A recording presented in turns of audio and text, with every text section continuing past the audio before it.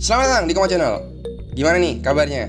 Semoga pada sehat lah, walaupun Omicron makin menggila di Indonesia. Nah, kali ini gue bakalan nunjukin ke kalian cara cek daya tampung dan peminat SNMPTN 2022. Eits, bukan hanya itu aja bro. Koma Channel harus memberikan sesuatu yang beda. Apa itu? Ya, gue bakal ajarin kalian cara nge-forecasting atau ngeramal atau memprediksi keketatan dan peminat SNMPTN 2022 dengan menggunakan metode dan data tentunya.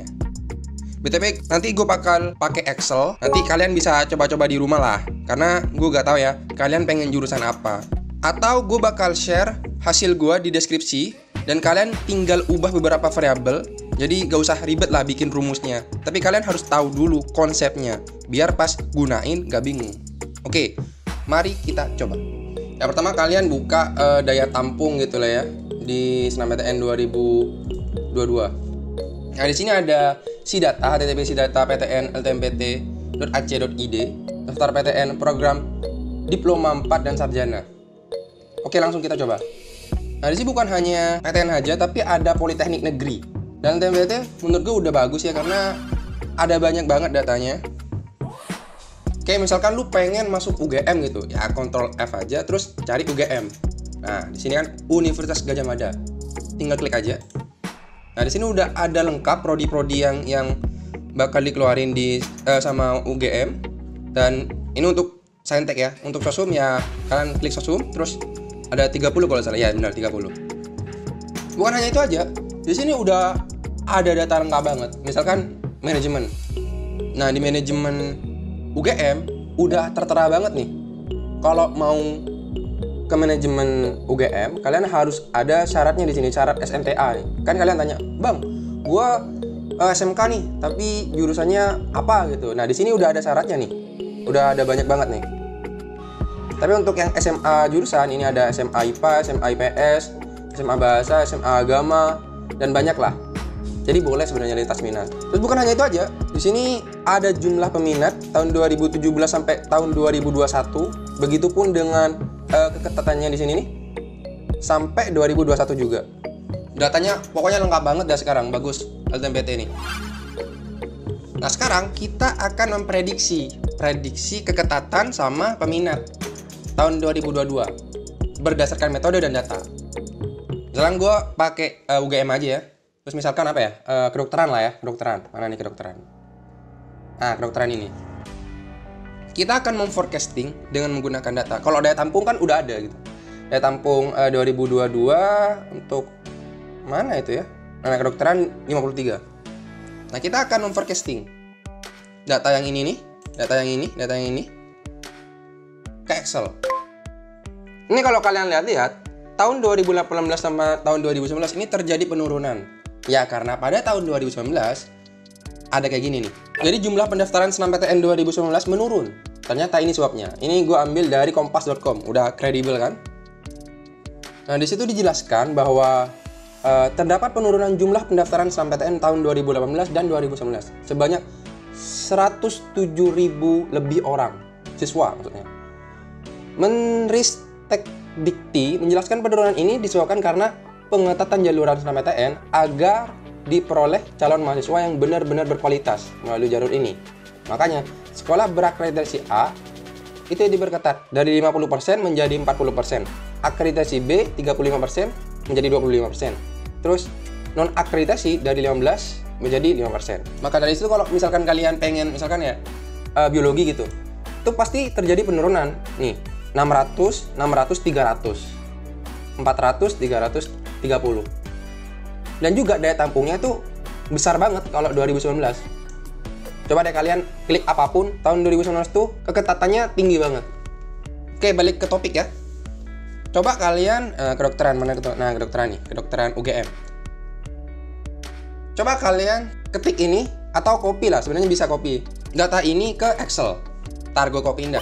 Nah, jadi kita akan memforecasting atau ngeramal data pada tahun 2022. Ada dua cara.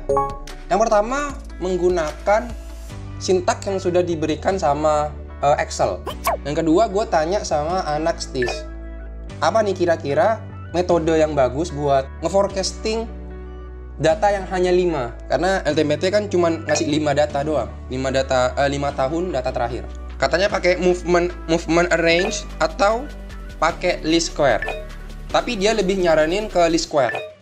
Nanti bakal gue jelasin. Nah sekarang gue pakai sintak yang dari Excel. Nah ini adalah sintak dari Excel sendiri. Jadi ada rumusnya, yaitu kita klik sama dengan, tapi gini-gini, gue bakal jelasin bahwa yang kita pakai itu jumlah keketatannya doang. Karena kalau jumlah peminat, ini kan ada pencilan. Nah kalau ada data yang tidak sesuai dan ekspektasinya jauh banget, itu namanya pencilan. Nah kalau kalian lihat, tahun 2018 sama 2019 itu jauh banget. Nah karena kita pengen datanya itu akurat, jadi menggunakan keketatan aja. Karena keketatannya nih gak terlalu jauh lah. Caranya, ntar gue perbesar aja ya, Terus kalian klik space kosong, terus sama dengan, terus ketik forecast. Nah ini udah ada panduannya tuh. Terus dalam kurung, terus X. Di sini kan sintaknya kan X ya. X itu tahun yang pengen kalian ramal. Kan tahun 2022 kan? Nah, jadi 2022 terus koma. Habis itu, ini data Y-nya. Data Y-nya itu yang data yang 5 tahun yang lalu itu. Ini kan. Jadi kita drag aja 3,16 ini sampai 277 nih. 277. Nah ini. Terus habis itu kita koma lagi. Koma. Nah habis itu data yang X-nya. Data X-nya itu 5 tahun terakhir. Itu 2017 ke 2021, sorry. 2021. Kita drag. Terus tutup kurung. Habis itu kita enter. Nah jadi untuk keketatannya, forecasting dari Excel itu hasilnya 2,669, atau gua 2 di belakang koma deh, 2,67. Terus kita pengen nyari peminatnya. Kita tahu bahwa keketatan itu sama dengan daya tampung per peminat. Artinya peminat itu sama dengan daya tampung per keketatan. Jadi untuk keketatannya ini udah ada nih 2,67.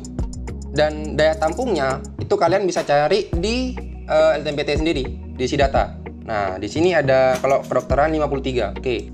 Daya tampung 53 ya. Terus untuk keketatannya, keketatan itu dalam persen ya, dalam persen itu 2,67. Habis itu peminatnya. Nah, cara nyari peminatnya gampang aja. Peminatnya itu kan berarti sama dengan daya tampung per keketatan. Daya tampungnya 53, kalian klik aja, dibagi sama keketatannya ini. Nah, terus kalikan dengan 100 karena itu persen. Dapat dah bahwa peminatnya untuk forecasting yang dengan cara yang mudah menggunakan Excel itu 1985 orang. Nah sekarang kita akan menggunakan metodologi. Ada 2 tapi gue bakal gunakan yang satu aja yang disaranin sama teman gue. Ada movement average dan least square. Tapi kita akan menggunakan least square.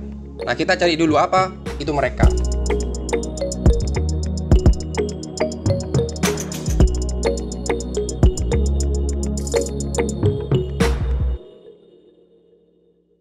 Nah di sini udah ada moving average. Nah itu adalah salah satu indikator analisis teknikal yang populer digunakan oleh trader dan investor. Nah jadi buat kalian yang suka saham bisa menggunakan ini nih. Untuk yang least square method, nah gue ambil dari magnimetrics.com. Nah itu linear regression is considered the most accurate method in segregating cost into fixed and variable component like the high-low method and other method. The least square method follow the same linear cost function. Kayak gini katanya. Nah intinya the square method itu cocok dengan 2 variabel. Rumusnya kayak gini, Y sama dengan A plus BX. Dengan Y-nya itu keketatan, kalau yang kita bahas, terus X-nya itu tahun, dan AB-nya itu dicari dengan menggunakan rumus ini. Nah, B sama dengan bla bla bla ini. Nah, di sini udah gue kasih cantumin udah rumusnya. Di sini untuk mencari B dulu katanya. Variabel yang kita butuhkan itu perkalian X kali Y, dengan X itu keketatan dan Y-nya itu tahun. Perkalian dari X, Y ini nih. Terus ada jumlah dari X, ini X, terus jumlah dari Y, ini Y, terus kuadrat dari X kuadrat. Nah, ini X kuadrat. Nah, untuk X-nya gampang ya. Jadi klik sama dengan aja, terus perkalian antara 2017 kalikan dengan yang Y, 3,16 ini. Terus kita ambil poin ini, terus kita drag ke bawah. Nah, dapat nih. Untuk yang X kuadrat ya gampang lah ya, sama dengan 2017 kalikan dengan 2017, kalikan dengan ini. Terus kita drag lagi, drag. Nah, dapat. Sekarang gimana kalau 2022? Jadi yang kita butuhkan sigma apa ya? Sigma X, terus sigma Y, terus sigma XY, terus sigma X kuadrat. Nah, caranya gampang banget. Kalau yang sigma XY kuadrat nih, XY kuadrat ya kita sumkan aja atau jumlahkan aja. Sum, terus buka kurung, dari drag aja nih. Ini semuanya drag. Enter. Nah, ini jawabannya 2,8729. Tapi harusnya di sini sih. Ntar gua pindahin deh. Terus yang sigma X ya gampang aja, sama kayak yang tadi, sum terus jumlahkan dari 2017 sampai 2021. Karena 2022 tuh gak ada datanya. Begitupun dengan sigma Y, sama dengan sum terus kata ini dapat sigma X kuadrat sama dengan sum buka kurung ini dapat. Habis itu kita bikin B-nya. B itu sama dengan rumus ini. Itu N katanya. Nah, tapi kita harus buka kurung dulu. N-nya berapa? N-nya kan ada 5 kan, 2017 sampai 2021. 5 kalikan dengan sigma dari XY. Sigma dari XY ini terus kurangi dengan perkalian dari sigma X dan sigma Y. Nah, perkalian dari sigma X dan sigma Y berarti ini kalikan dengan sigma Y. Sigma X terus kalikan dengan sigma Y. Tutup kurung, terus bagi dengan buka kurung lagi. Ini jumlahnya kan ada 5 N kalikan dengan sigma dari X kuadrat. Sigma dari X kuadrat ini terus kurangi dengan sigma X kuadratin, berarti sigma X kalikan dengan sigma X. Tutup kurung dan jadi B-nya. B-nya itu min 0,059. Nah, sekarang untuk yang A. Tapi yang A ini membutuhkan rata dari Y dan rata dari X. Rata dari X dan rata dari Y. Nah, caranya gampang banget. Ya tinggal sama dengan terus average dari yang X berarti tahunnya ya 2017 ke 2021. Enter, udah dapat 2019. Terus rata dari Y average 3,16 sampai 277. Tutup kurung, dapat. Nah, sekarang untuk A-nya.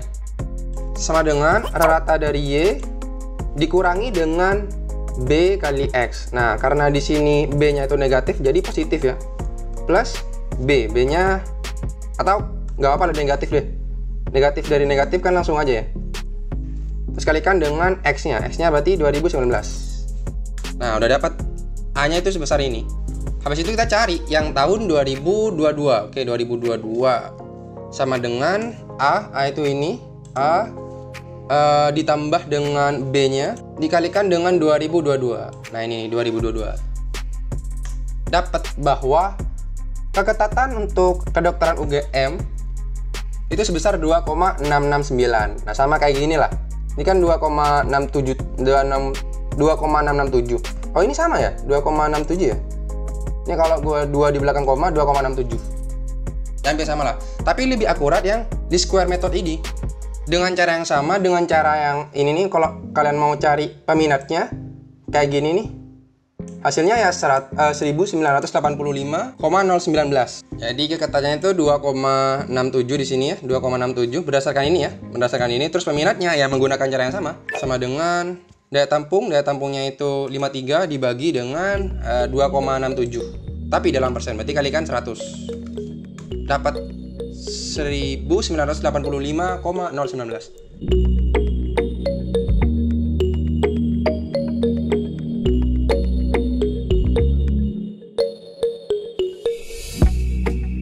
Jadi itulah forecasting atau prediksi menggunakan Excel dan least square method.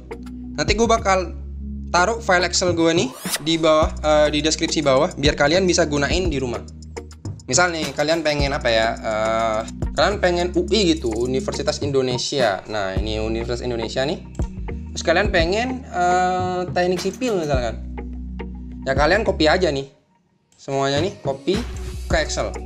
Nah, setelah di copy, kalau kalian pengen Excel, kalau kalian pakai cara metode Excel, kalian tinggal ubah keketatannya aja. Ini nih, keketatannya ini kan 3,16, ya ubahlah 4,18 gitu. Dan seterusnya. Nah, setelah diubah, nih udah berubah sendiri nih forecastingnya 6,92. Nah, habis itu kita ubah yang ini nih keketatannya 6,92. 6,92. Nah, itu bakal berubah sendiri. Jadi peminatnya untuk apa ya tadi? Teknik sipil UI itu 765,896 atau 766 lah. Tapi kalau yang menggunakan apa itu tadi? Di Square Data ya kalian menggunakan cara yang sama, kalian ubah aja nih. Yang ini keketatannya. Ya oke, bakal gue demoin nih. Nah, oke, terus kita ubah sini. Nah, nanti udah berubah sendiri. Sigma X-nya, Sigma Y-nya, Sigma X-Y-nya, Sigma X kuadratnya. Ini persamanya nih nggak berubah karena ini cuman angka doang nih. Ntar gue hapus deh. Nah, biar kalian nggak bingung. Terus yang belum berubah ininya. Nah, ini nih. Keketatannya nih, 6,92. 6,92. Nah, dapat peminatnya 765,896. 765. Oh, sama ya. Sama ternyata menggunakan list square dengan menggunakan Excel itu sama. Jadilah hampir akurat lah forecastingnya.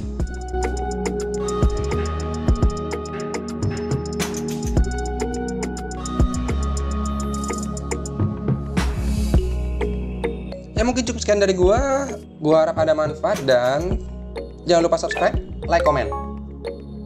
See you.